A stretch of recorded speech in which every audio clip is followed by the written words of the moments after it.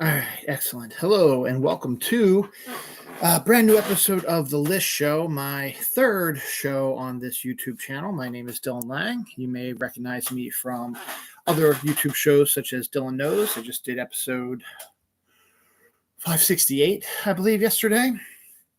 And the other show I do is Conversations with Myself, which I'll be doing another one of those next weekend for the fall movie preview coming up. And then I started this one, the top 15 movies of, or that's the list show. And every week, I'll try to do every week, but I might not do every week. It'll be a periodic whenever I have a list, but I got lots of backup lists already ready. So I'm going to try to maybe do one once a week for a while here. It is August 25th, 2024. It is my son's 15th birthday, so I figured why not do this in honor of him. He was born in 2009, and he's 15, so 15 years, 15 films of 2009. I originally wasn't going to do this one for some reason, but I decided since it's my son's birthday, I may as well talk about the films that were around when he was born. And it was a decent year for film. Not outstanding. A lot of animation started really picking up a little bit, and this is 2009, so CGI was really starting to get picked up a little bit more also, as you'll see by some of the things. Due to Harry Potter, we've had lots of other YA films, YA book series become films. The 2009 released the second movie in the Twilight series. These are ones that are not in my list. I'm not particularly fond of New Moon. I did read the first three, and then I just gave up.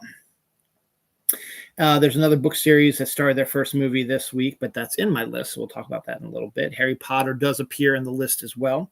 But what else do we got here? We've got Sandra Bullock had quite a year. She did The Proposal with Ryan Reynolds, which had a shout-out in Deadpool and Wolverine this summer. And then she won her Oscar for The Blind Side. I didn't add The Blind Side to my list, even though it was about Michael Oher, who became a Baltimore Raven for a while, because there have been some issues with the film lately, but definitely Sandra Bullock won the Oscar for Blind Side, and also had quite some with The Proposal. Some underrated films that a lot of people don't give credit to. Jennifer's Body is one that almost made the list, but didn't quite get there. The animated movie 9 is another one that almost made the list, but didn't. We also had a wonderful Disney film in The Princess and the Frog. And we also had, actually, I think, to be honest, I think that already came out. I think that was a reissue. But we did have an excellent Pixar movie, which I'm going to talk about here in a little bit. We actually had two series start up here. We had the first Fast and the Furious movie debuted in 2009. So my son's been around as long as the Fast and Furious movies have been. And where's the other one? And then the Paranormal Activity, the very first found footage one, debuted in 2009. Also, another one that, similar to Blair Witch Project, did extraordinarily well in theaters on a very minuscule budget. So that was interesting. Some bizarre films. The Man Who Stared at Goats with George Clooney. George Clooney also popped up with Anna Kendrick in Up in the Air, which was a brilliant movie, by the way, but again, not on my list because it's great, but I enjoyed other movies as well. X-Men Origins Wolverine, which was the first Wolverine spinoff movie, debuted in 2009. That was also the one where they introduced Ryan Reynolds as Deadpool, but a absolutely horrible and disgusting version of Deadpool, who I'm glad in Deadpool 2 he went back in time and killed it. Terminator Salvation also debuted this year. This was mostly known for Christian Bale's freak out on a lighting technician, which went viral when at the early part of viral, because of Facebook and all that had just really kind of just started picking up a little bit. He absolutely was just railing against this poor film technician who made a simple mistake, and he had to do a mea culpa and apologize for it to the film technician. We also have Drag Me to Hell, which is, I didn't put on the list either because it's not a great movie, but Sam Raimi absolutely adores it. It's one of his favorite movies. He's actually going to be making a sequel to it. And maybe one of those movies I need to take a look at again. Joseph Gordon-Levitt did a movie that on the surface looks pretty like a typical romantic comedy, 500 Days of Summer, but if you dig into it a little bit more, it's not a good romantic comedy. So We also had the disaster film 2012, which is not nearly as good as some of the other ones out there. And those are just the ones that I like. There were some other ones that were in there as well. But it was definitely an interesting year. It was the first official year of President Obama as president, which started taking the United States back to where we should be after the horrible George W. Bush 9/11 terrorist dual war scenario. So with the election of President Obama as president, his first full year was 2009, was a good way to healing. And hopefully we can do that again here in 2024 with Kamala Harris. So 2009, other than that, I really can't think of much else because the birth of my son on August 25th, 2009 is basically the story of 2009 for me because my wife got pregnant early on. I actually kind of remember the exact day she got pregnant. We're not going to talk about that. All I need to tell you is that we're going to go down to my sister's house for the weekend, and she came home early because we were going to leave early, and my daughter was taking her nap, so why not? And that was when it happened. My son, who just turned 15, just sent me his daily curse photo of our poor cat, Pepper. So he's 15 today, so why not let him do that? So the bulk of 2009 was getting my wife comfortable, getting the rooms prepped, shifting from my daughter from the baby's room into her own room, now turning our spare bedroom into her room, and turning the baby's room into, eventually it's going to be Noah's room, still is. They still have their rooms as they are now. Of course, my daughter's turning 18 in December, and I might slide and do 18 movies of 2006. So it's not going to be like a even keel thing, but we'll see about that. I'm actually thinking about it might be a lot of fun doing that. So it was interesting, but as I said, that was the main focus of my life in 2009, and I don't really remember that much else about it. And I guess that's enough because, hey, brand new baby, brand new member of the family, whirlwind, stuff like that. So fun times. So without further ado, we are going to do the top 15 movies of 2009. And as always on the show, I also do an honorable mention just because sometimes there's just so many films. And any of the films that I mentioned before, and I miss Fantastic Mr. Fox as well as another good animated film that could have gotten in here as well. But this is my list. And again, they might not be the best movies in the world, but these are movies that I enjoyed and I liked watching and I feel were the best. Yeah, I liked a lot of the other ones in here, but a lot of the other ones in here are ones that I might not watch over and over again. These I can probably watch over and over again. So the honorable mention is a film that was not very successful.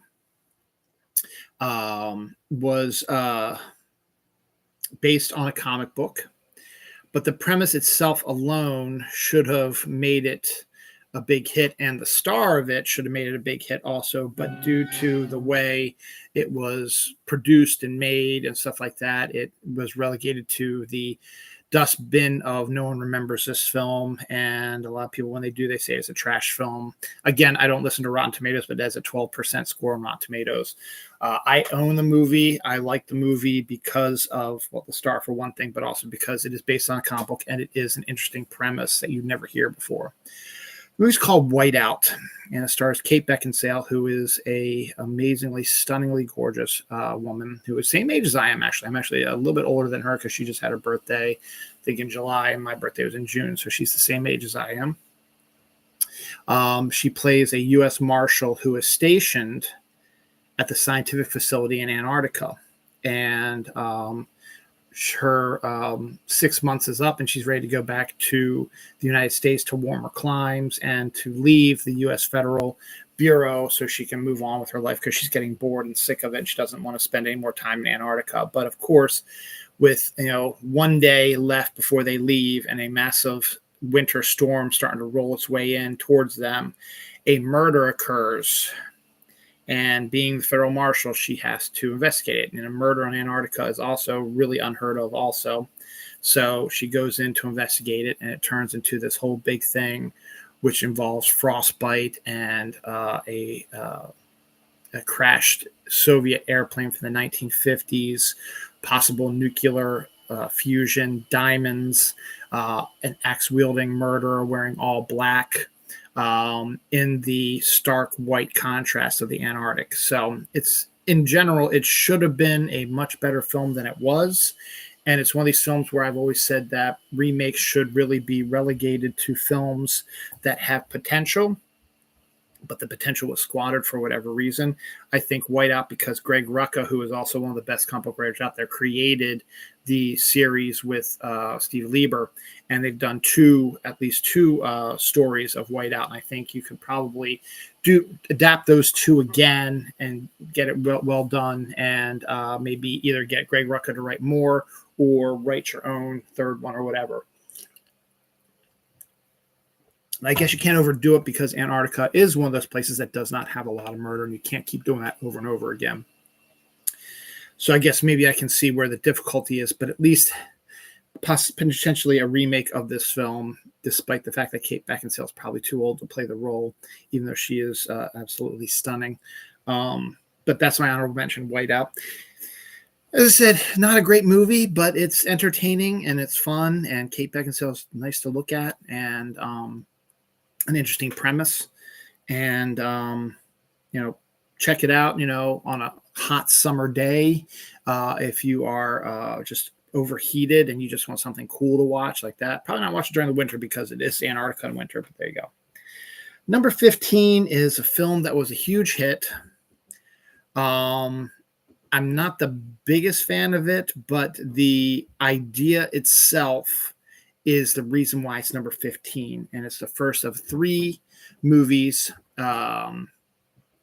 The Hangover is number 15. Todd Phillips, who's directing the Joker movies, Bradley Cooper, Ed Helms, and I forget the guy with the long last name, play buddies who are taking their fourth buddy, who I don't even know the actor's name who played that either. It's his bachelor party before he gets married. He's getting married like the next day or the next 3 days, something like that. So he's taking for his bachelor party out to Vegas, and something happens and they black out, and they wake up the next morning in a hotel room that's in disarray with all kinds of weird stuff happening. There's a baby, there's a tiger, there's a woman who they don't recognize is leaving the room, and Ed Helms' character is missing a tooth, and there's all these pictures, and they can't find their buddy who's getting married. So they have to try to figure out what happened that night. And as they go backwards, they have pictures. So they're trying to figure out what's going on. They do an investigation, try to figure it out. It's a great premise. It has its moments, but for whatever reason, it's just okay. But it's good enough that it's number 15 on my list. Number 14 is as I said, this is not at all a young adult book series being turned movie, but it is a grown-up book series that is one of the more popular grown-up book series out there. Siege Larson's The Girl with the Dragon Tattoo. Now, this is the original one, not the one that David Fincher did 5 or 6 years later. This is the original one, made in Norway, where the books are set and were written and were made. And it is, because I read the first book, but I couldn't get into the other 2. My wife has read the first 3 series that Stig wrote, and then Stig died, and people have been writing posthumously more adventures with the main character.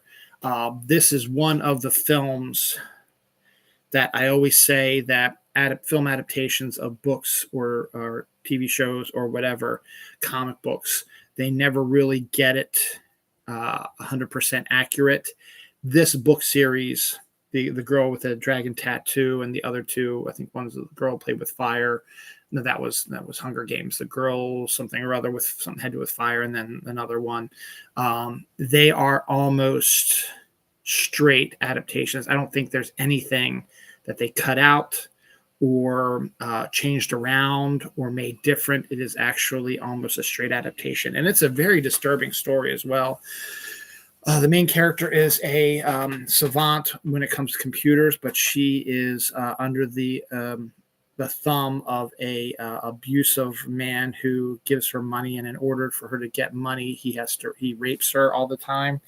And she's antisocial, but she's got one of the smartest brains out there. And then there's a guy who works for a newspaper or magazine that discovers a crime that gets hired to figure it out, and he picks her to help him figure it out. There's torture, mega violence, because it's if you've ever read any Norwegian or Icelandic sort of detective films, they're filled with sex and violence and torture and darkness and stuff like that. And this film doesn't scrimp on it. It's a very well done, well made film. The story is very, as I said, is kind of this is kind of hard to watch because it also deals with incest and rape and stuff like that. And they actually show all that stuff in here as well. So it's kind of hard to see that. But the original series, the first, they made the same director made all three books with the same cast. And did extraordinarily well over in Norway, and came over to the United States and did decent, but not decent enough so that they decided to remake it, and the remake didn't do that well because the original was done so well. You're going to come up here? I got my kitty now with me. It's a hard film to watch. Hi, buddy. It's a hard film to watch. It's a good story, but it is, as I said, it's a hard story to watch, and it is very well done. And as I said, it is probably one of the most straight up adaptations of a book ever. That's my drink. You can't have it. You're already hyper. We don't want to have a hyper kitty. But you're in my spot, so you need to move. Before I can put it, I'll just put it down over here for now. I don't want to put it there. Okay, yeah, I'll put it back over here. Because you're following it. What are you doing? Sorry, my cat is. You got problems, son. All right. Definitely worthwhile if you want something a little bit more edgier, more adult than some of the fluff that people out there seem to enjoy. Number 13 is Zombieland, a fast, fun horror comedy that was, I guess the popularity of zombie stuff was just maybe picking up with this movie. Walking Dead was just getting ready to come out here soon as well. And it wasn't that year, though. I think Walking Dead came out a few years later, but this might have been the beginning of that period where zombies were a big thing. Because you go through stretches where vampires are a big deal, hence the Twilight movies, and then you go through a big deal where now zombies are good. And I'm wondering if Zombieland is that. No. Good cast, great cameo by Bill Murray about 4 survivors of a zombie apocalypse who find each other and continue just to try to survive. I mean, that's basically the premise of it. But it's a horror comedy, a very good cast, and well worth it, particularly with Halloween coming up here. A good film to watch during spooky season. They did create a sequel, which is okay. But not spectacular. Woody Harrelson, Emma Stone. I forget the annoying guy from the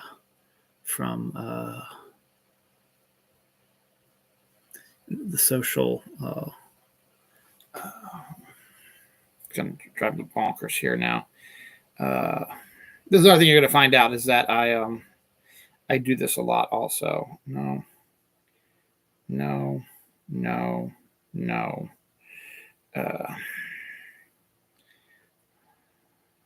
Zombieland.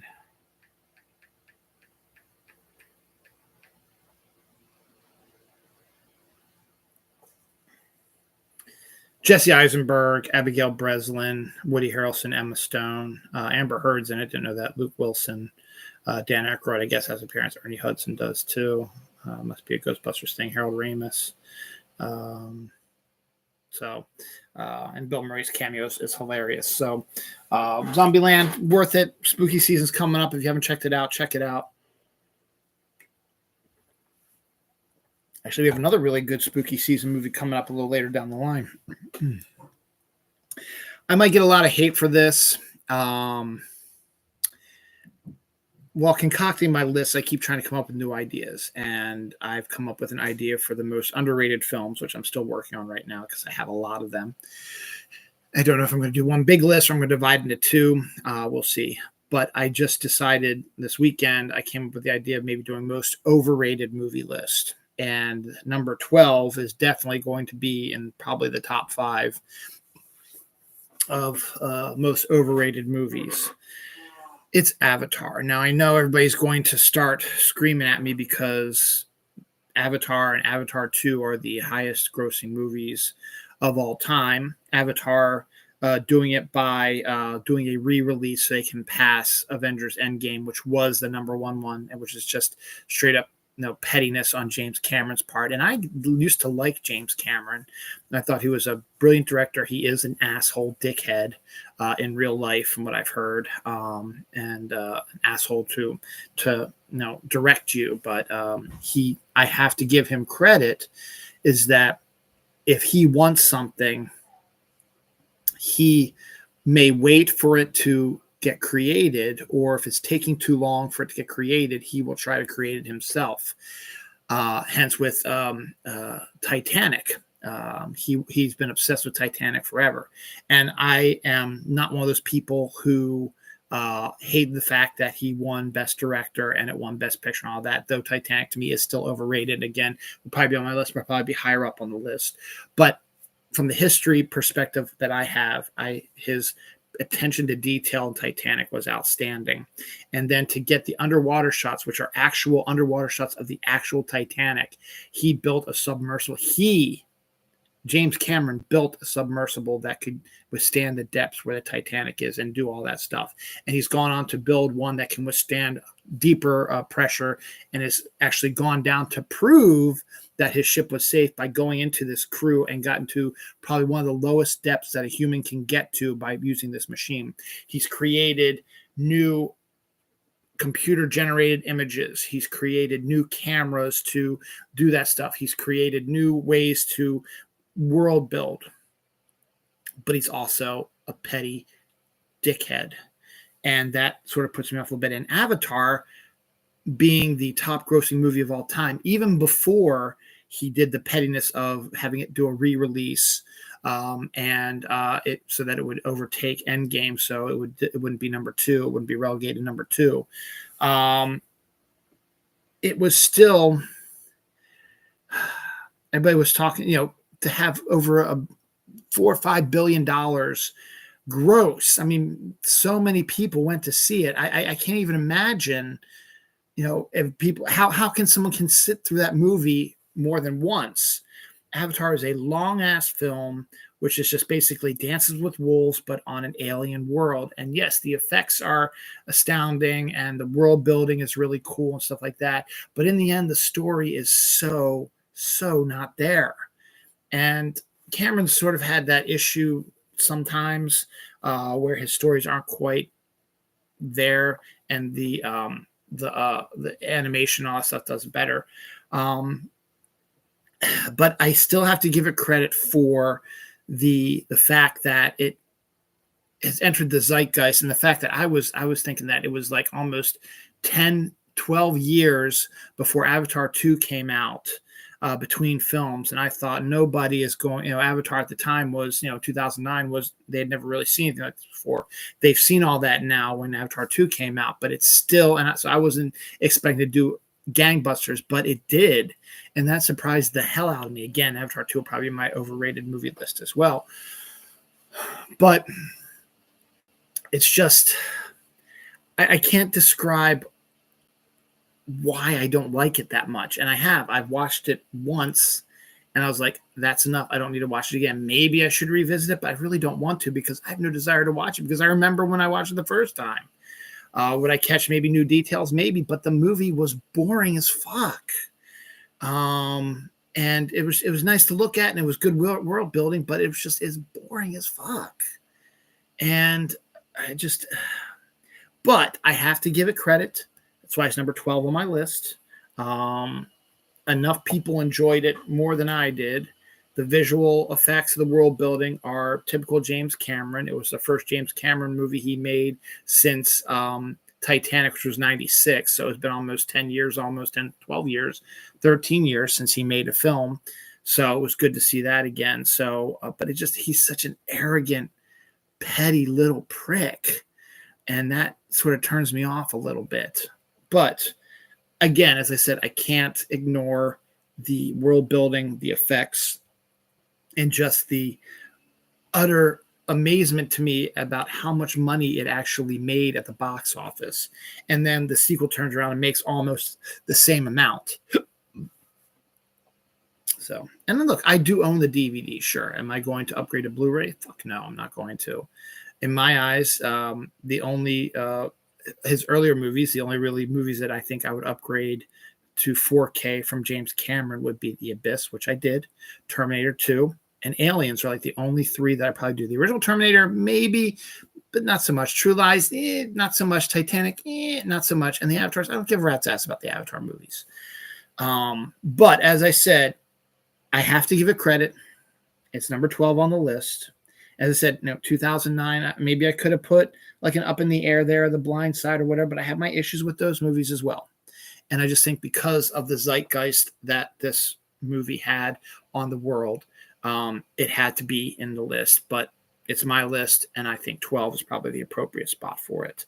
Maybe 13 might have been better because I think Zombieland's a little bit more fun than Avatar is. But I think it fits where it needs to go. Number 11. I get it, people. Polar Express came out not in 2009. It came out before 2009. I think it came out in 2005. It's going to be on one of my other lists down the line because I think it's 2004. I think it came out.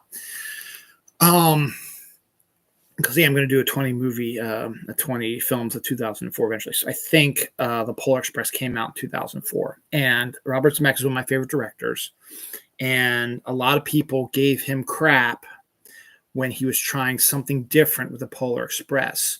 Based on a children's book, he made the first ever sort of, even before Cameron did this, sort of, and he took some of the stuff that people were doing on Lord of the Rings, the stop motion capture, and made an animated film of this child's story. It's a Christmas classic, fantastic score, fantastic music, and they just say they hate how dead the eyes look in the characters. And honestly, I don't even notice it because it is such a gorgeous film. And again, this is the first real kind of not stop motion, but motion capture full film. As I said, Peter Jackson was doing it with Gollum and all that, but that's only a small portion of the film. The rest of it was basically done old school filmmaking. This was the first full, almost capture film. And yeah, it's going to have sort of that dead look into it, but it's still a fun, entertaining movie. And I'm not going to get into because I'm not going to talk about this. I just want to set up the idea for number 11 here. So Zemeckis sort of went on this trend that he did a bunch of these. So he did Polar Express, and then he did Beowulf a few years later. And then the next movie he made after that is number 11, A Christmas Carol. Another adaptation of Christmas Carol. Okay, fine. It's a seminal story. Every few years, you need to have a new version of it. Try to do something different with it. In this case, he decided to do a motion capture version of A Christmas Carol. That way he can manipulate the backgrounds and make the ghosts be a little bit more ghost-like, as it were, and get a great performance out of his lead actor, Jim Carrey. And while it is not the best version of A Christmas Carol I have, it is a Robert Zemeckis film, and Zemeckis is still one of my favorite directors. Jim Carrey doing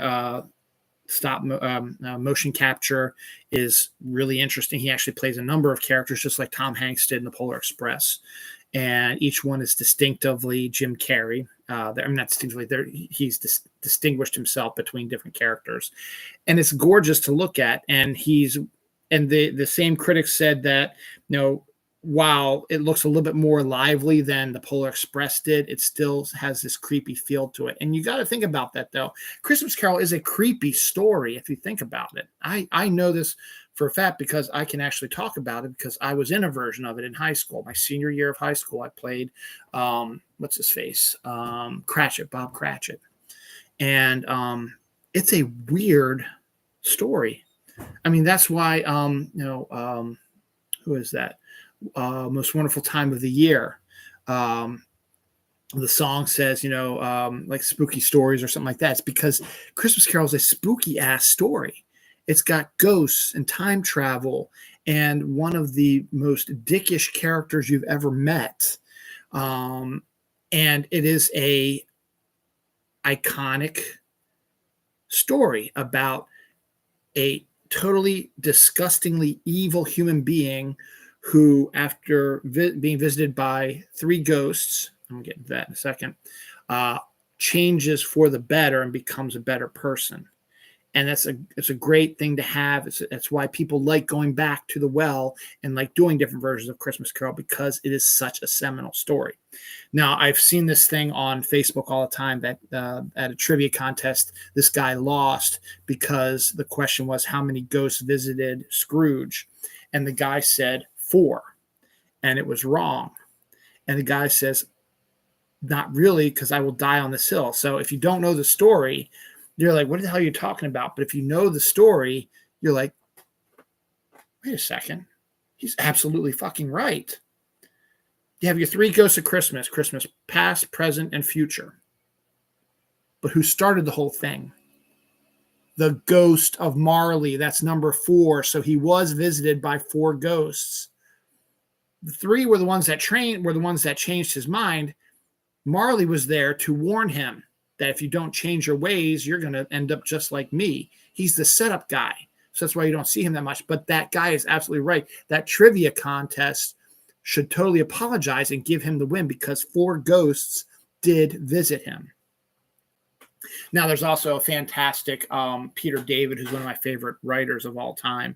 He wrote a piece about how Ebenezer Scrooge is a mutant. And it is absolutely one of the best, like, in-depth looks at how that could be, taking a look at the story. And basically, mutants get a mutation at puberty. And there's a line in Dickens's story where he's at school, where he's hit puberty, and he starts seeing like images of the past, kids being happy and stuff like that. It's a more of a metaphor, but David decides to take it literally. And so he starts saying that his powers like project these ghosts, because remember, his sister Fawn came and picked him up once and said, Father is so much kinder now, again around Christmas time. So could it be that unknowingly Scrooge sent the ghosts of Christmas, past, present, and future, to him to change his story and make him a nicer father again? And then what was the other one? Oh shit, there was another version of that. That was an ancillary part of the story, sort of backed up him sending ghosts to change people's minds, and then he does it to himself. It's an outstanding story. I wish I could find it again. But the movie itself, Robert Zemeckis is a great director. It's not as I said, not the best version of Christmas Carol. I'm probably going to talk about that. I'm going to do a Christmas show around Christmas. I'm not doing it now, but around Christmas, I'll do my top Christmas shows and movies and stuff like that. I might do a couple Christmas shows because shows and movies are different. But I think that there are way better Christmas Carol stories, versions of it, but I think this one is decent enough that it hits the number 11 spot. It's an animated version, motion capture. You get a unhinged Jim Carrey bit, and you get a little bit more of the in-depth story, where a lot of the Christmas Carol adaptations, they sort of skip over certain parts of it. This one is kind of almost, again, like The Girl with the Dragon Tattoo, is almost a straight up adaptation of the book, because there are aspects that get removed from other versions of A Christmas Carol that are in this version. So, it's you play it how you want to. The high school version I did cut out a lot of stuff also because you can only do so much, and it's a small play. We were sharing it with a musical aspect to do like a 2-hour show, 1-hour musical, a Mall in the Night Visitors, and a 1-hour Christmas Carol. So you had to cut a lot down to get things going. And there really is a lot of extraneous stuff in the book that you don't need, but Christmas Carol, the number 11 here that Robert Zemeckis did, actually adds a lot more of that into the story and gives it to you, and is a pretty decent adaptation, though it is not the best Christmas Carol version.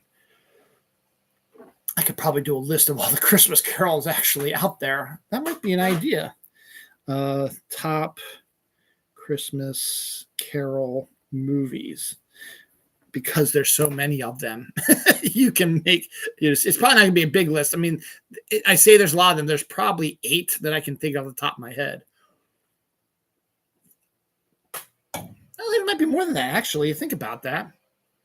I like that idea a lot. Sim version, Stewart version, Muppets,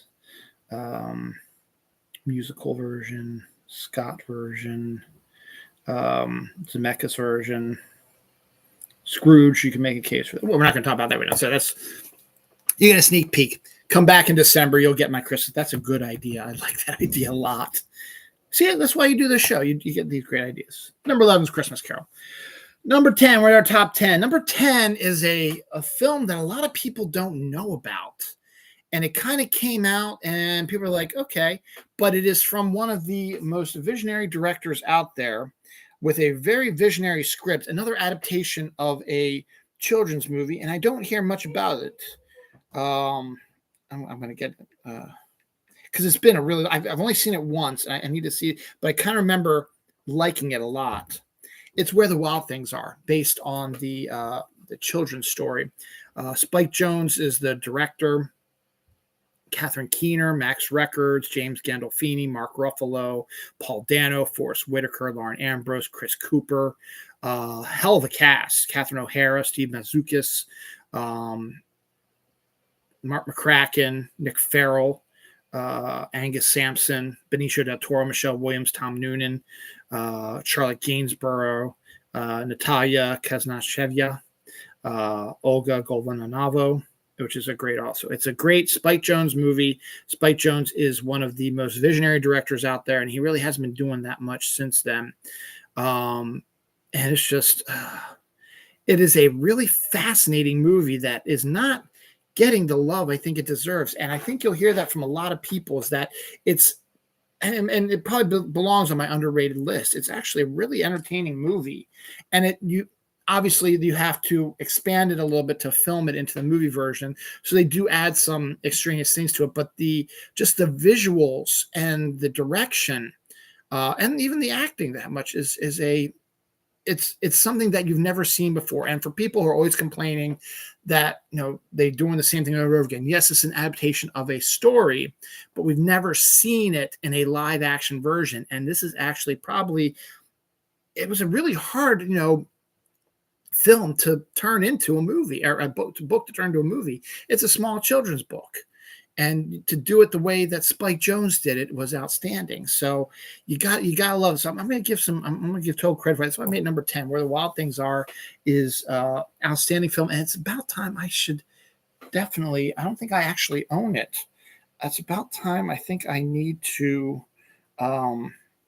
possibly revisit it this holiday season. Give me a second. Let's see. Do they even have it available? I got to put Where the Wild Things Are Blu-ray. See if it's even on Blu-ray. Yep, there it is.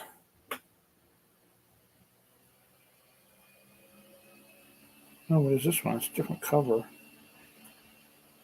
Is this a extended version? Oh, no, this is the French version. Okay. So now here's the actual multi-format one. Let me hear for those who haven't seen it before. That's the cover of the Blu-ray. I wouldn't get it till mid-September anyway. Actually, hold on. No, it's used. See other sellers. Let's see if any other new ones that I can get closer. No, they're all used, but I want to get closer. So there is no other good ones, new ones. And the earliest you can get the newest ones are mid-September. So I think I will put in for this and get it delivery anytime between September 9th and 19th. So I think I'm going to add that to my cart and keep an eye on it and see, because I really need to see this again. Because doing the research for this, I had almost forgotten about it. And then I saw it, and it's like all the memories came flooding back. So I think I'm going to keep that in my list there. And we'll see. If I get it, I'll let you know. But right now, it's not an uber high priority. I might get it down the line. But definitely worthwhile if you can find it. As I said, if you go on Amazon, I don't even know if it's on streaming. I could probably check that too. But you can go to Amazon if you want a copy of it. And it's a shame they don't have rental shops anymore, so you can rent it beforehand. Someone should do that. Maybe name it something like Blockbuster Video or something like that. I don't know. But yes, Spike Jonze is Where the Wild Things Are. Number 10. Visually stunning, really good film. Check it out. Underrated. Number 9 is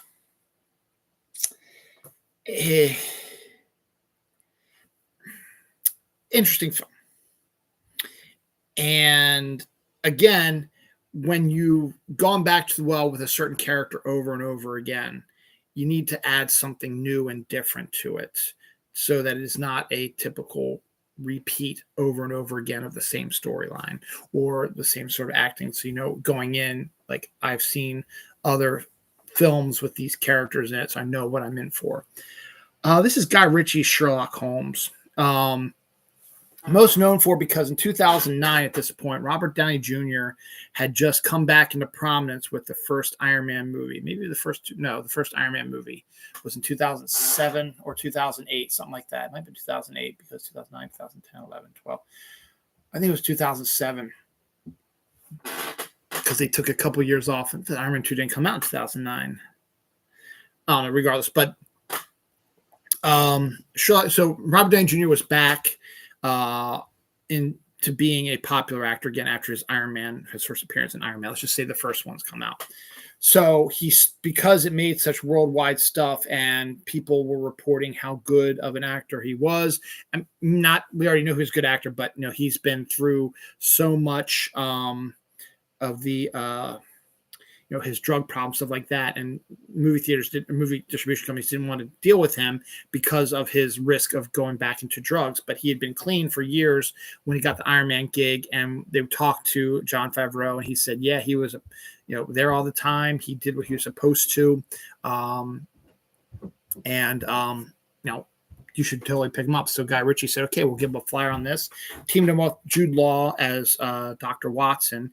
And instead of it doing just a typical sort of Sherlock Holmes thing where they walk around and solve clues and stuff like that, they turned, because Guy Ritchie likes this stuff, they turned Sherlock Holmes into a bare-knuckle brawler type of person. Yes, he's still the hugely intelligent Sherlock Holmes, but now he's also can hold his own in boxing matches and fights. And it's actually a really interesting sequence in the film when Sherlock Holmes is going up against bad guys for the first time, and he's using his analytic mind where to punch the bad guys to get the most pain or to get them knocked out quicker. It could be his shoulder, could be, and time different things. If I hit him in the shoulder, I have like 2 seconds before he recovers to hit him in the face and knock him down. And I got to watch out for this guy over here. So I got to switch them. So it's just all this. So it slows down and you get to see how his mind is anticipating how this fight scene sequences. And it's outstanding. Jude Law and Robert Downey Jr. have great chemistry. it rolled out a sequel, which is not as good as the first one, and there's talks of a third one, but it's been a while now, so we'll see if that actually occurs. But the original Sherlock Holmes with Robert Downey Jr., directed by Guy Ritchie, with Jude Law as well, is a entertaining film, a bit more violent and darker than a typical Sherlock Holmes movie, not based on a Sherlock Holmes mystery written by Sir Arthur Conan Doyle. It's his own storyline using the characters, but that's okay. Again, that was what my whole spiel at the beginning of talking about this is that, a character like Sherlock Holmes has been around for over 100 plus years. So he's had multiple iterations. And that's also what they did with Cumberbatch. Benedict Cumberbatch, when they did and Martin Freeman, when they did the TV show, they modernized Sherlock Holmes, but still made him more of an arrogant prick, though they did adapt some of Sir Arthur Conan Doyle's stories, but for modern times. So it was a different way of looking at Sherlock Holmes, as this was as well. And that's why you become successful. You can't keep doing sort of the same thing over and over again. And that's maybe one of the issues with comic book movies. Maybe you've seen so many different Spider-Man movies, you've seen so many different Superman movies, you've seen so many different Batman movies, that you know what you're going to get. So you have to try to mix it up a little bit. Chris Nolan's Batman trilogy was more of a realistic, real world, not crazy fancy bad guys. You had the Scarecrow, who was not in a full suit sort of thing. You had the Joker, who of course is the Joker, so you're going to have to do something outlandish and crazy for that. And you have Bane, and that's really about it. You had Ra's al Ghul is another one. So you didn't have any of the more flamboyant, crazy ones. Riddler probably would have been really well for a Nolan story, but you didn't have more of the flamboyant ones like the Killer Crocs and the Harley Quinns and the stuff like that. This was more of a realistic, down-to-earth sort of one. The shitty Zack Snyder ones were more making Batman a vigilante who just tortured people, used guns and all that bullshit. And I hate fucking Zack Snyder. And unfortunately, I have to give him props here in a little bit. And then you also have, the Dark Knight from the Tim Burton ones, who's also, his birthday is today. Also, Tim Burton's happy birthday, Tim Burton. You have the dark versions of that. You have the 1960s Adam West goofy Batman. You have the Val Kilmer Batman, which actually was not a bad version of it. Just the direction by Joel Schumacher was not exactly what we wanted. And then you have sort of the more goofy George Clooney, but kind of dark aspect as well. So you're looking at different versions of Batman. And now the new one with Robert Pattinson is investigating more in the detective angle, which they should have done more often of. So you need to keep things fresh. Superman, James Gunn Superman is going to be a little bit different than Christopher Reeve Superman, or even Brian Springer's Superman from Superman Returns, which was basically just a continuation of the Christopher Reeve Superman. So, but you've had Superman TV shows where you have different aspects of things as well. Smallville, which he never really became Superman until the end of the show. And so it was mostly focused on him growing up, but he still had all the superpowers and dealt with all that stuff as well. So now, you got to do something different. So Sherlock Holmes decided, let's go with a bare knuckle brawler, kind of Robert Downey Jr., who's actually kind of perfect for the role because Sherlock Holmes is arrogant and Robert Downey Jr. plays arrogant really well. So that's number 9. A lot of people are probably going to scream at me for this, but number 8 is Harry Potter and the Half-Blood Prince. And I'm really disappointed in this movie. But it's number 8 because it is part of the Harry Potter stories. And it does have some decent aspects to the film, but this film itself is one of the most disappointing in my eyes. That's why it's number 8. Mainly the fact that Half-Blood Prince is my favorite Harry Potter book because I'm a history geek and it delves into the history of Voldemort a little bit more, and it also is the culmination of the Harry and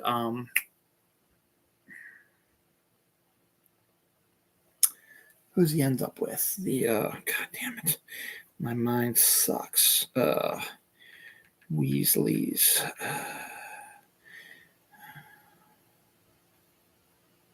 Ginny, yeah, that's right, Ginny.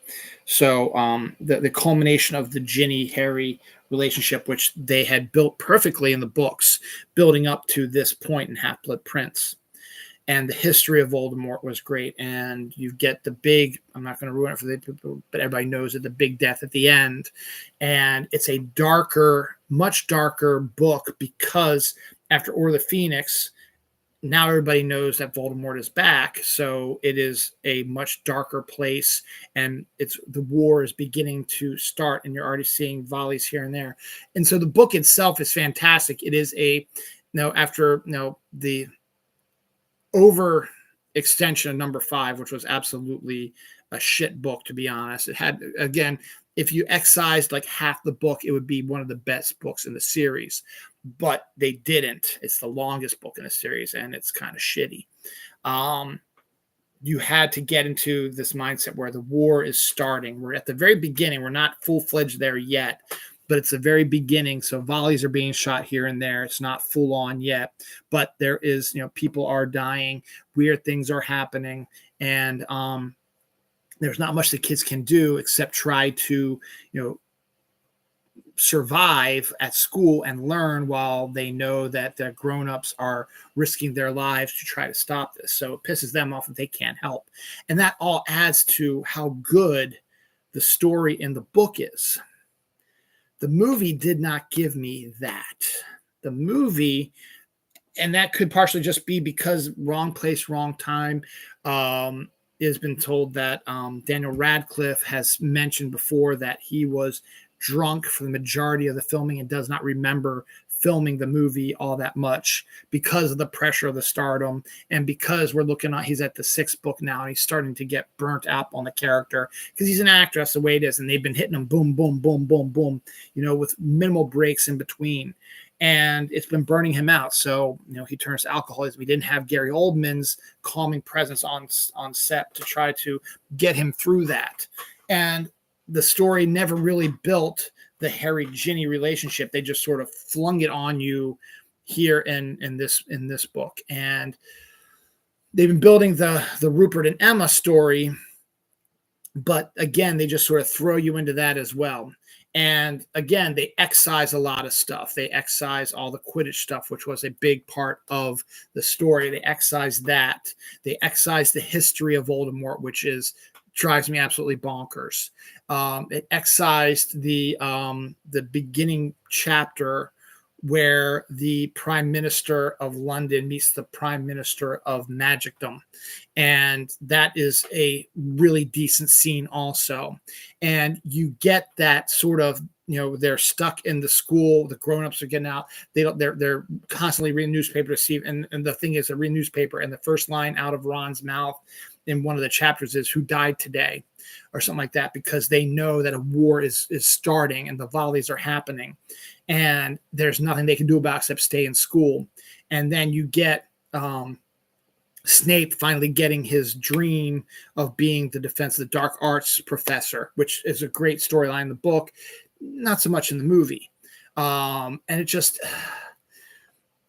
seems like they took a bunch of stuff and just said, okay, we need this. And I love Harry Potter and the Sorcerer's Stone. Chris Columbus did a fantastic job of setting the world building up, getting the characters, the actors, getting the cast in there, the set, getting an idea what we're going to do. But if you really look at Sorcerer's Stone, it's a bunch of little things thrown at the wall with a linear story somewhere in there. It's just more along the lines of, hey, we're in magic school. We're looking at it from the viewpoint of someone who's never seen magic before and how he's just experiencing everything. So that's what it was. It's a great movie. One of my favorite Harry Potter movies of all time.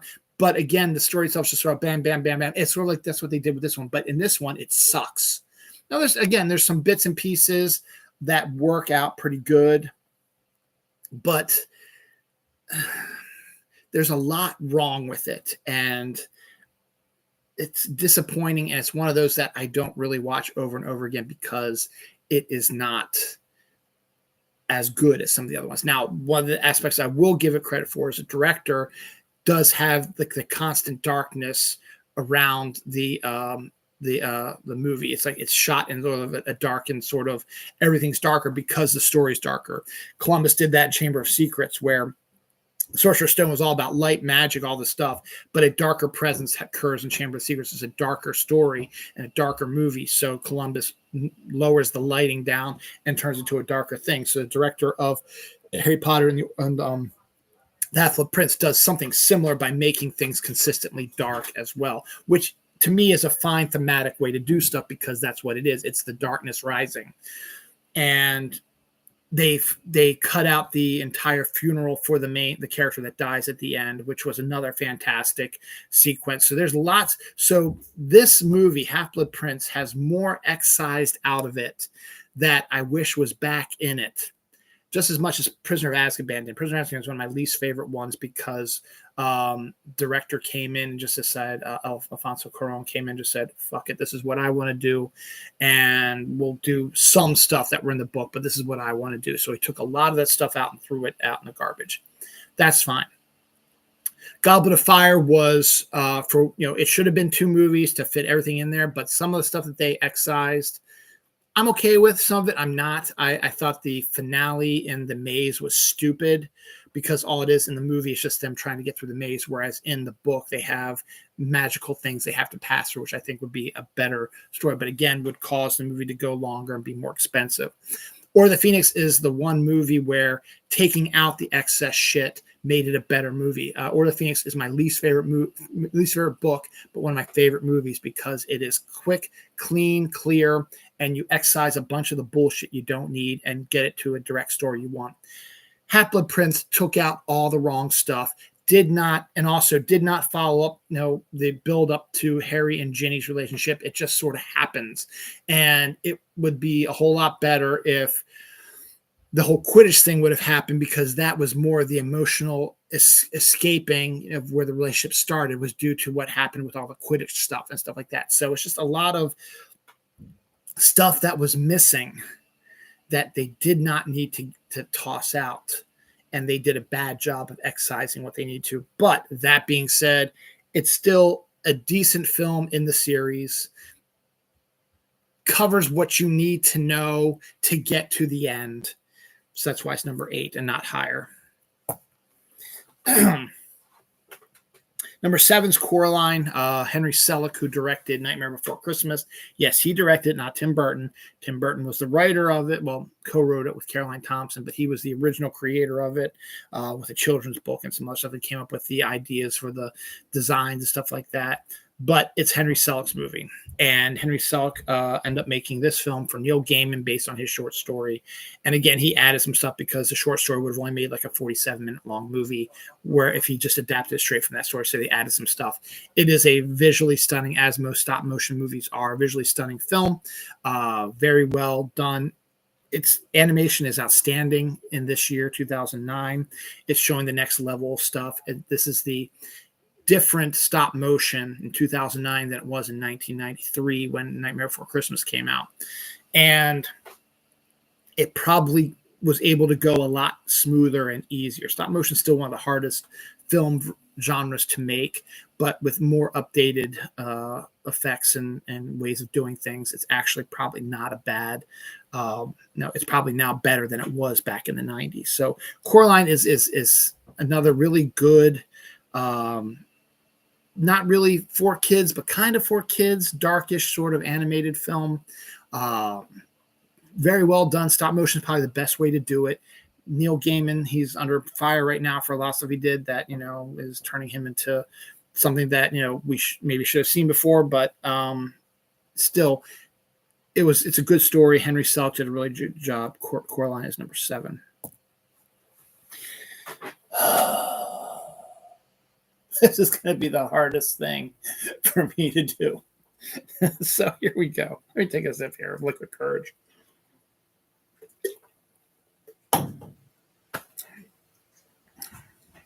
I despise Zack Snyder. If you've been watching my show, Dylan knows, you know this. He is arrogant. He is the comic book movie version of Donald Trump. He is an arrogant, self-loving, he's got arrogance. He thinks he's the greatest thing since sliced bread. He has a band of toxic fans who do his bidding, and people are like saying, why do you hate him so much? Well, because he was busted in having his toxic fan base, which is one of the reasons why I hate Rotten Tomatoes too, do review bombing of films that he felt were better than his films, but he needed the attention and needed his film to get more attention and to get more love to it and make him feel like he's the greatest thing since sliced bread, because he's an arrogant prick. And he has this fan base, a fanatic cult base for the most part. Again, as I call him, the Donald Trump of comic book movies. And he has his fan base. They come in and they review bomb movies that are actually not bad, but it reduces their Rotten Tomatoes scores, which, again, I've talked about this when I read on my rant on Rotten Tomatoes. You really can't trust Rotten Tomatoes because they know this happens, but they continue to let it happen. And himself, Zack Snyder himself, actually did some of the review bombing as well. He also, I just had something else in my head. What else he does? If someone talks bad about his films, saying how much they suck, whatever, he sicks his fan base on them, and they send them death threats, saying we're going to find you, we're going to rape you, we're going to kill you, we're going to, take out your family. They threaten them. And I'm not making this shit up. There is people who posted actual things from Zack Snyder Bros, and he does nothing. He just sits back and says, just let it go because I am their God King and they love me and I need to feel loved.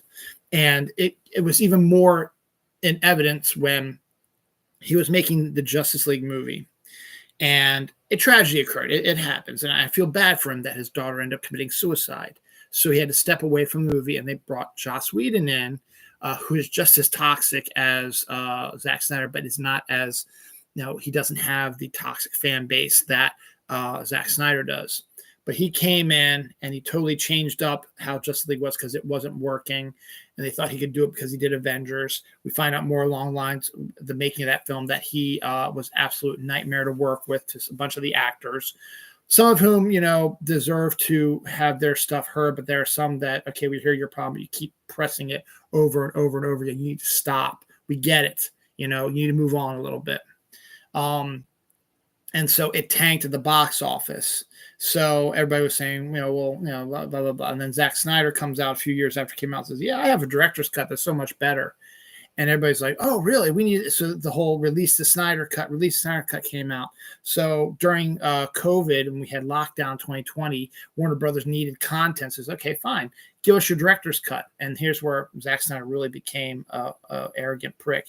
He said, okay, I need $1 million to finish it. No, that's not what you said. You said you had the director's cut already, and they were expecting it to be delivered to them, and they would air it. They did not expect to have to put $1 million into basically remaking your movie so you can add things that your toxic fan base have been complaining about. So in the end, what's he do? Warner Brothers caves because they see the pressure that the Zack Snyder Bros have been putting on them, the threats that get done on that, and just the general assholery that they do. So WB acquiesces, gives them the money, and which is one of the reasons why WB is now a shit show, is because of fucking Zack Snyder and his Snyder Bros. So he takes $1 million and he reshoots the movie, re-edits it, whatever, and then they release it as a 4-hour, 2-part movie, a arrogant self-promoting shit of a movie, even worse than Joss Whedon's film. That a lot of people said that. And the Zack Snyder Bros are saying, greatest movie ever, blah, blah, blah, blah, blah. And it's not. It's a shit movie. And it's fucking 4 hours long, does not deserve to be 4 hours long. It makes no sense. And basically, he wanted to make the DC characters be all dark and disgusting and make it more like that video game series where Superman turns evil and kills everybody. That's what I think he's trying to do. He's not doing the DC universe. DC universe is full of hope and joy and stuff like that, whereas Zack Snyder, who, again, Donald Trump comparisons, is all about broodingness and darkness and stuff like that, and religious fervor and stuff like that. And go fuck yourself, Zack Snyder, and your Zack Snyder Bros. You go pieces of shit assholes. And that whole thing occurred, and then he started, releasing all these other movies, and the Zack Snyder Bros. Called him the greatest movies of all time. All the the websites show him like, hey, Zack Snyder's new thing, because they know they'll get the clicks. It's all clickbait bullshit.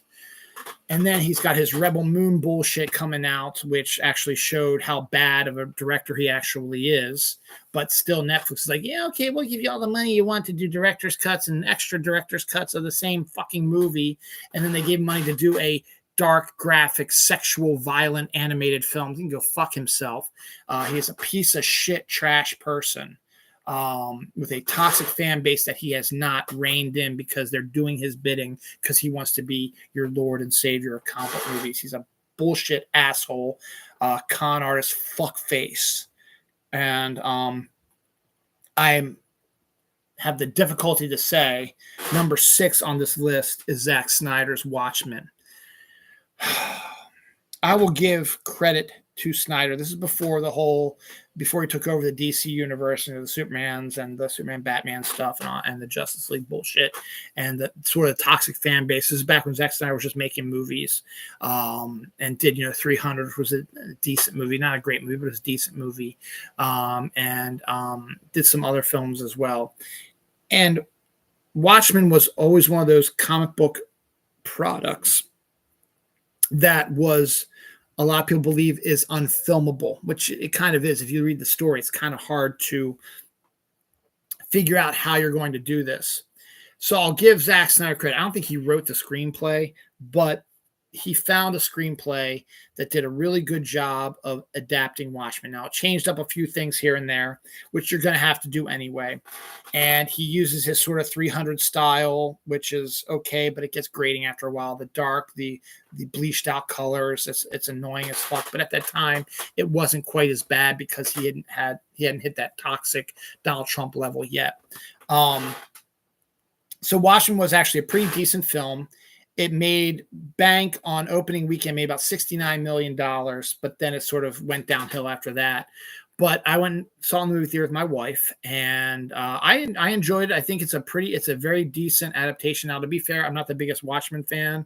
I think it's kind of an overrated comic, as is Dark Knight Returns and a bunch of this other stuff as well. I think it's a lot of overrated comics. Watchmen's kind of an overrated story, but the fact that he was able to make this movie as close as you can to the comic book stuff, I have to give him credit for.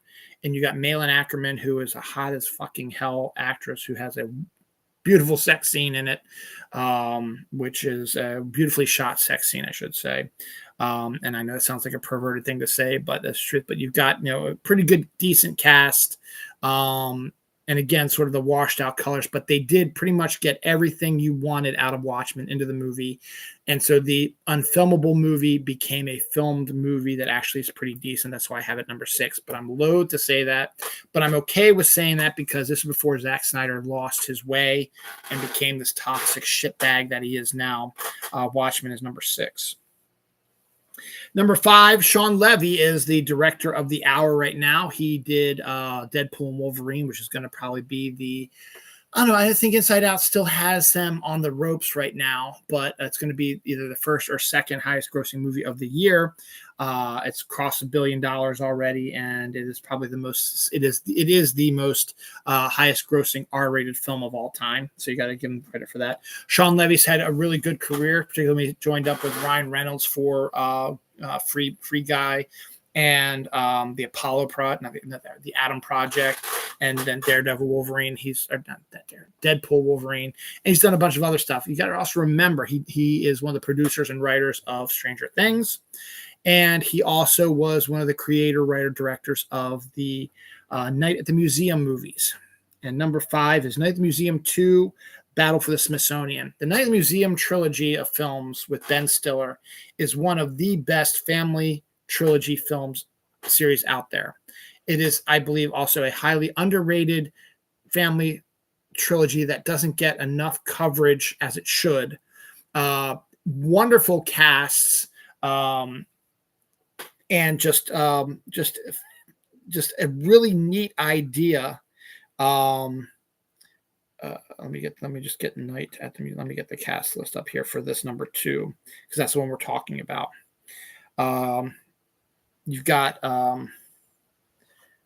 You've got Ben Stiller as the main character, Hank Azaria as the bad guy, Owen Wilson, Bill Hader, Robin Williams, Steve Coogan, Rami Malek, Ricky Gervais, Christopher Guest, John Barenthal, Jay Baruchel, Amy Adams, Brad Garrett, Eugene Levy, Mindy Kaling, Craig Robinson, Carol Spiney, Keith Powell, Robert Thurston, Dick Van Dyke, George Foreman, Joe Jonas, Clint Howard, Rebel Wilson, Dan Stevens. Just a outstanding cast. The series itself is an amazing series. For those who don't know, the Night Museum is basically the first one takes place in the New York History Museum up in New York, and Ben Stiller takes over a job as night watchman and discovers that at night the what do you call them, the statues and the everything in the museum, which you're during the day is just you're looking at the statues and the little set pieces and stuff like that, dioramas, stuff like that, the displays, they come to life. So they have a giant dinosaur. So a dinosaur runs around the museum at night. Teddy Roosevelt, played by Robin Williams in a fantastic role, comes in and does a understated version, does a really good Teddy Roosevelt. Is not typical Robin Williams performance, but it's a fantastic performance by him. Amy Adams, Amelia Earhart is sort of the love interest sort of thing going on. Owen Wilson as the miniature cowboy, because him and Ben Stiller go way back. And then just all these different actors, and you got the storyline. The first one is him trying to, realize, oh my God, they come to life, and then some of them escape. He's got to get them back in before daylight so that the museum is not a mess, and he has to clean it up after so nobody knows that they come to life. The second one, the group has been moved to the Smithsonian because they're going to be redoing this historical museum up in New York into something different. And the magical tablet that brings them to life also gets taken with them down to the Smithsonian. And so he becomes friends with the displays. And so one of them, Owen Wilson's character, calls him on the telephone and says, you need to come down here and help us. Something's going wrong. So he goes down there and runs into another problem where Hank Azaria's character is trying to use the tablet to open up a dimension to bring in this evil bad guy so he can take over the world. So Ben Stiller and the displays have to take him on. And that's the premise of this movie. It's a fun, historical family film, a lot of fun. I know I said it's fun. It's just it's fun. It's a great series. All the movies are good, and great performances by the actors, and just wonderful idea, a great premise, and that's why we have Night Museum 2, Battle for Smithsonian is number 5. Number 4 is one of the most emotional Pixar movies of all time, Up. Story about the old man who refuses to leave his house while progress is building around him. And eventually they are trying to force him into a nursing home so they can take over his land and build as part of the products that they're building, the new buildings they're building there. And he knows this is coming, and he's been a big adventurer. And so he inflates millions of balloons and is able to carry his house to a faraway land to do some exploration because he's always wanted to explore. And when he was a child, he met a young girl who also had his obsession for exploration. The two of them grew closer as they got older, eventually becoming high school sweethearts, eventually getting married. But then they could not have children. And then she died of cancer or something. And he's left by himself now after having no kids and not being able to do the exploring like he wants to, because he has to take care of his wife and live and enjoy life with his wife. So now he goes he takes his house in this giant balloon that floats him to this land that he wants to explore. And along the way, a scout joins him and a talking dog. And he discovers that the adventurer that he most admired is actually a asshole and is trying to find his way back to America or whatever to take over or something like that. So he has to stop him. It's a really interesting, different storyline, hugely emotional, very interesting, and probably has one of the most emotional first 10 minutes of a film you're ever going to see, which details the main character's relationship with his deceased wife. It's an outstanding film, lovely family film, very emotional. You're going to, you might not cry. You might cry if you're a crier. You're going to definitely tear up, though, even if you're a male like me. It's one of those films that'll get you to tear up after a while. Up is number 4. Number 3 is you have to give absolute credit to, again, my mind isn't working right now. Give me a second to get to the actor that I'm going to praise here.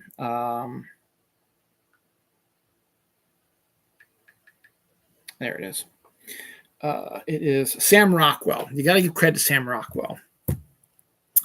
Moon is directed by Duncan Jones, who is David Bowie's son. It is definitely another one of these really unique, interesting films. Excuse me. And the premise is that in the near future, Earth has colonized the moon. Well, not really colonized it. They've set up one facility, and they are mining the moon of a specific rock that they need on Earth that's helping them run solar power, making things more energy efficient. And so there is somebody who, played by Sam Rockwell, who in this case is played by Sam Rockwell, who oversees, it's all done by robotics and stuff like that. He oversees it, picks stuff up, fixes things if anything goes wrong. Fixes the problems, and has, a period where he's got to be there for like 2-3 years before he can return back to Earth to his family. And he's by himself. He's all by himself. He's the only one up there. He's got an AI computer who's voiced by Kevin Spacey, is his only conversation way. And he sometimes talks to NASA, but not often. And so it's kind of, a Shining-esque sort of thing where you're by yourself and you don't really have much to do, and your only companion is a AI computer. You have to go out on the moon surface and you got to repair things and do stuff. And then they have a tube that they shoot the stuff back to Earth, and it lands on Earth. They pick it up and they use it for their energy needs. So that's how they get back to Earth. So Sam Rockwell's character is coming up upon 2 or 3 days before he's getting ready to be relieved from duty and go back home to his family, who he doesn't really get a chance to talk to all that much, and misses them and stuff like that. And as things do, something happens to one of the mining things. So he has to go out to one of the mining places on the moon and discovers a rover has smashed into one of these mining things. And inside there's a body. Can't tell what it looks like because they've got the helmet on. So brings the body back because they don't know who else it could be, because there's nobody else on the moon except for him. So it's kind of a confusing mystery. So it brings the body back to the facility. And this is not really a spoiler because this happens in like the first 10 minutes of the movie, and the rest of the movie is dealing with what happens after. So he puts the body down. It's dead, or thinks it's dead. I don't think it's dead. It's not dead. It is unconscious. But again, he can't see who it is because the shield is all, you can't really tell too much. So he brings him back to the hospital to get him taken care of. And he unmasks him once they're inside the facility so they can breathe. And it turns out to be him, Sam Rockwell. He's looking at himself on this table, and he's like, the hell?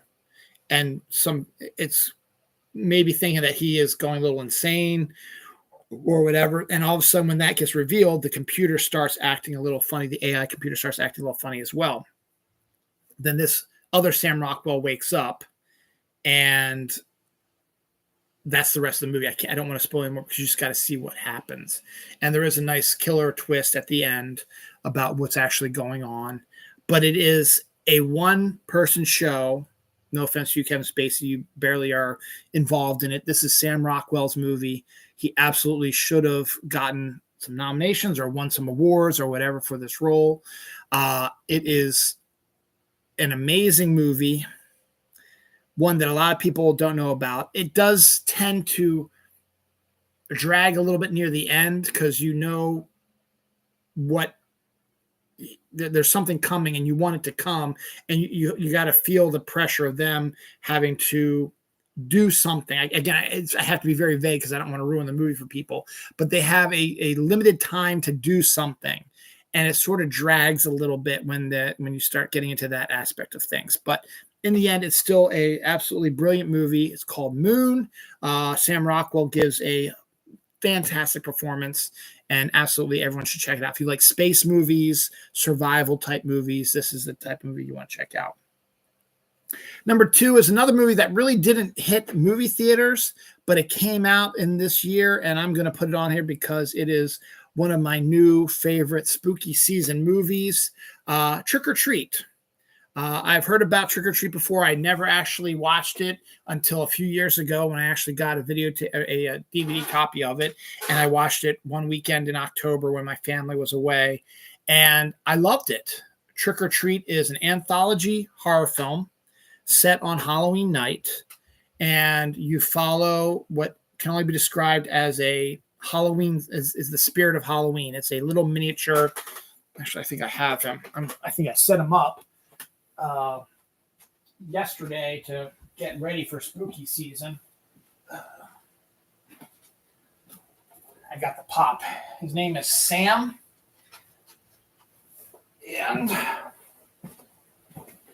this is Sam. That's what he looks like. He is a sort of a miniature, sort of woven sort of figure with big eyes. Some Christmas stuff, actually.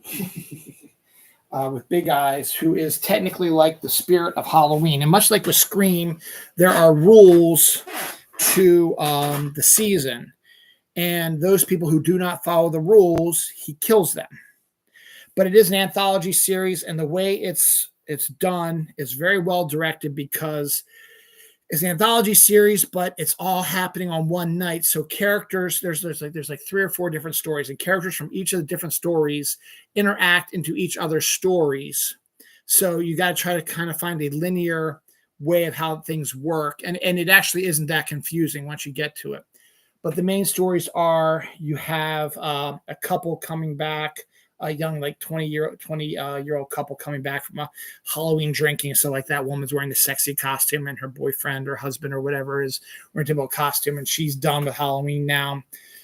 And she breaks one of the rules of Halloween.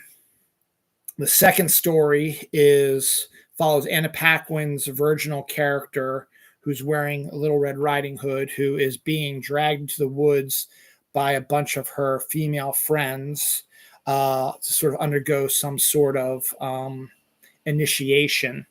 And she's being stalked by a sexual predator, who we find out more about.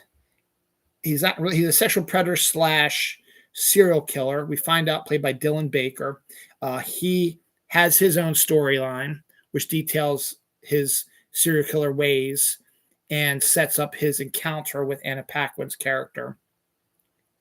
And then we have there's a bunch of kids who have heard of a ghost story about a school bus full of children, which was driven off of a cliff, and all the kids drowned, and they're trying to find it. And they experience something supernatural out in the woods that may or may not have to do with these ghost children.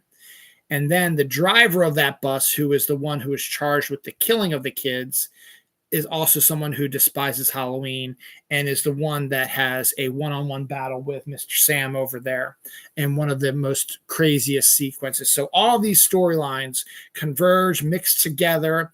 Some of them have surprising outcomes. Some of them you can probably predict what's going to happen. It doesn't matter. It is a very good Halloween film, a very good one to add to your rotation. I highly recommend it. It is a horror film, but the gore is at a minimum. There's a lot of blood, there's some jump scares, but it's more of a feeling. It sort of gives you that, Halloween is great because you're going out there for candy and you're wearing costumes, stuff like that. But the Halloween itself is sort of a celebration of dead and spirits, and the end of fall is happening. Leaves are falling, so the world is ending. Getting ready to hit that period of winter where there's nothing around, no living things, whatever. Hypothetically, whatever. And so Trick or Treat gives sort of that horror Halloween sort of feeling in one movie with all these stories. And it is a great, and Sam is such a great little character. He's fantastic. And he gets his, he's a character in every one of the stories. Sometimes he plays a bigger role in other ones. That final story, though, is his story. And you find out more about him as well. So it's a great film. As I said, did not really hit theaters, but it was a massive hit when it came on direct to DVD. And I think they are trying to get a film release in movie theaters sometime this year, or last year it happened, or next year or something like that. They're trying to get it into cinemas so you actually see it in the cinema for sure. It's a great little film. Trick or Treat is number 2. Number 1 is a movie that my wife saw when she was pregnant with our son, whose birthday it is today. It is, if you ever have to do a reboot of a series, this is the way to do it. 2009's number 1 film is 2009's Star Trek. Chris Pine, Zachary Quinto, John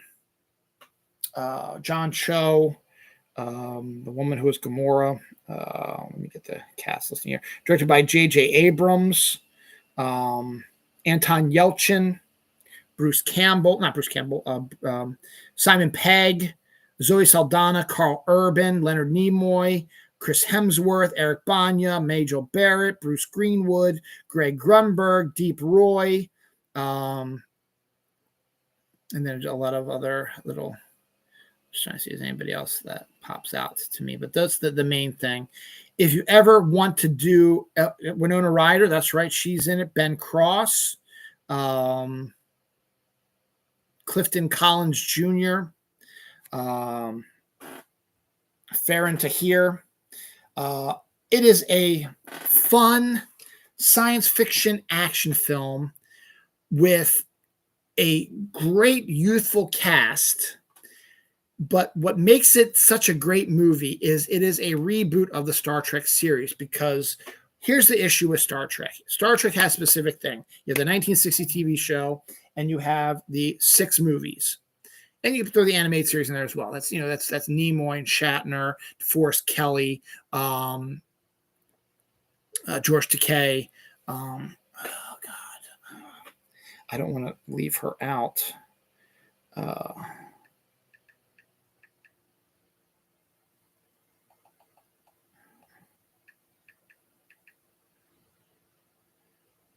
Nichelle Nichols, stuff like that. That's the OG crew who did the TV show in the 60s and the 6 movies. Shatner turned the keys over to Next Generation with Star Trek 7 Generations. Leonard Nimoy popped up in the Star Trek Next Generation series, as did DeForest Kelly, as did Scotty. God damn. My mind is Scotty.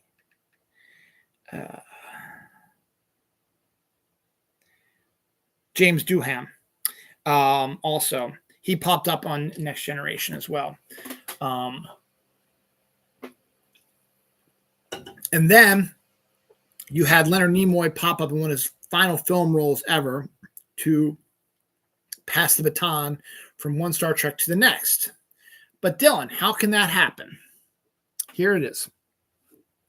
So you have the TV series and the 6 movies. It has a specific continuity that the fans of the show and the movies of the original crew want to keep intact.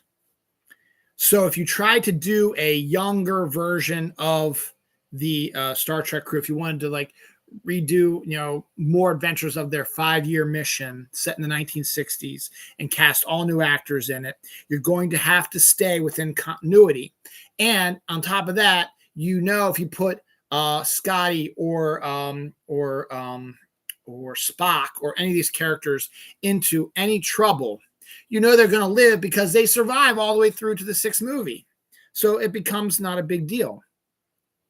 It's fun to see the characters, but there is no real sense of danger for these characters. So what did J.J. Abrams decide to do? This was a brilliant idea. And again, as I said, if you ever have to reboot, a series, this is the best way to do it. So basically what happens is a Romulan from the future in this timeline of the OG, way past during the Next Generation, Deep Space Nine, Voyager period, discovers that his planet of Romulus gets destroyed. And he blames Leonard Nimoy Spock, who's been liaison between the Vulcans and the Romulans because they share an ancestry. And so he blames him. So he sends him back in time. And he goes back, and the Romulan takes his advanced 24th century spaceship back in time also to destroy Starfleet because he blames them for the destruction of his planet. But the time thing doesn't quite work. Spock gets sent to the place where the Romulans wanted to go in time, but the Romulans themselves show up way before they were supposed to.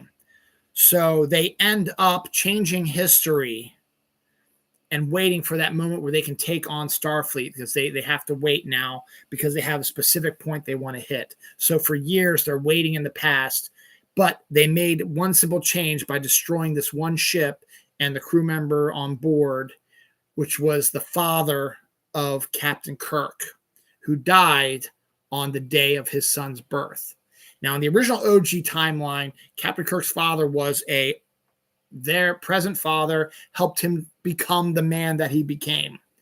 Now, without his father's presence, a new timeline is created where Kirk is raised by an abusive stepfather and his mother who is suffering from drug addiction and alcohol abuse and stuff like that. And ends up being tasked to join Starfleet, kind of forced into it. And that changes the history of what Captain Kirk actually did. Because now you're on a new timeline. So now you can do whatever you want on this timeline because it will not affect the OG timeline because it has already split off to its own timeline. Now, again, Spock has been sent back to this. So he's in this new timeline now because he got sent back to the time where all this changed for him.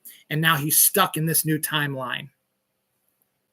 So he makes an appearance there as well, and sort of is not a minor point, but it is the creation of the Star Trek Enterprise crew that we know and love, but it is completely different. The way the characters interact and react to each other is different than the OGs because of this alternate timeline, and that's the way you do a reboot. So now anything can happen on this timeline because you have no idea what's going to happen in the future because you're only in the present. There's been no Star Trek Next Generation or Voyager or any of these other Picards or any of these other shows that have come up here. Now you're in a whole brand new timeline and you're sitting there like, okay, let's play with this a little bit. So they make some changes here and there. It's been 2 other movies came in here. The second one is kind of meh. Third one was brilliant. And then they just had the fourth one has just sort of been in limbo for a while.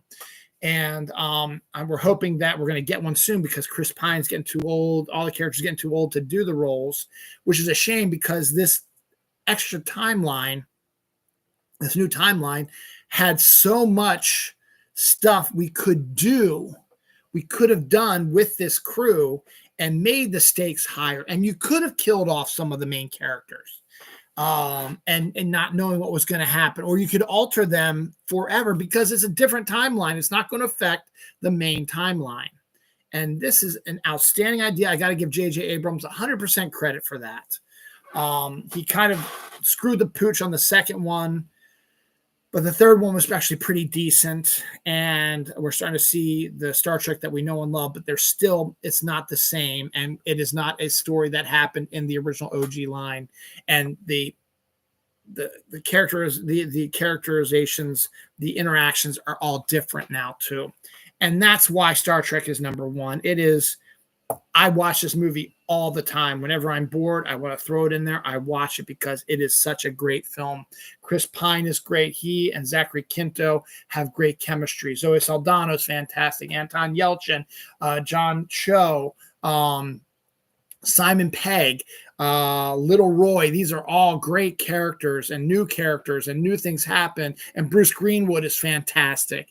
And it is just a amazing series. It's a great villain, a great story idea, and you even get the Leonard Nimoy cameo, which gives it cred to the OG Star Trek people because he's stuck in that timeline now. But remember, he came from the future, so you can make a statement. No one said it, but Spock sort of disappeared. Where's Spock go? We don't know. After the destruction of Romulus, we don't know what happened. He's in this other timeline now.